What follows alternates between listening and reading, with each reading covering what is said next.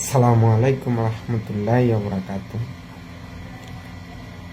বাংলাদেশে যদি গণতন্ত্র প্রতিষ্ঠা করতে হয় তাহলে গুপ্ত রাজনীতি নিষিদ্ধ করতে হবে, জামাতের রাজনীতি নিষিদ্ধ করতে হবে। এই জামাত ইসলামী 1971 সালে মুক্তিগামী মানুষের উপরে গণহত্যা চালিয়েছিল।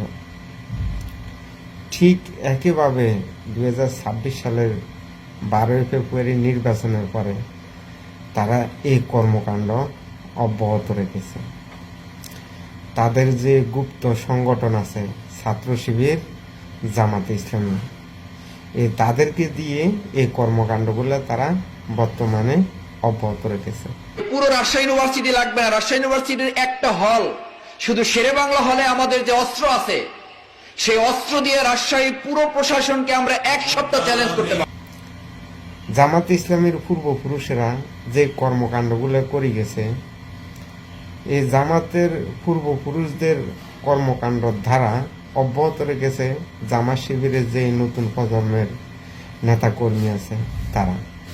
এই জন্য জামাত ইসলামীকে নিষিদ্ধ করতে হবে, জামাত ইসলামের নিবন্ধন বাতিল করতে হবে। জামাত ইসলামীর কারণে বাংলাদেশে আজকে অশান্তি লেগে আছে, জামাত ইসলামীর কারণে আজকে বাংলাদেশের শান্তি নাই, জামাত ইসলামীর কারণে বাংলাদেশের জনগণ আজকে অনেক সমস্যার সম্মুখীন হচ্ছে। এই কারণে জামাত ইসলামীকে যদি নিষিদ্ধ করা যায় তাহলে বাংলাদেশে শান্তি ফিরে আসবে। তো এই দাবি বাংলাদেশের 18 কোটি জনগণের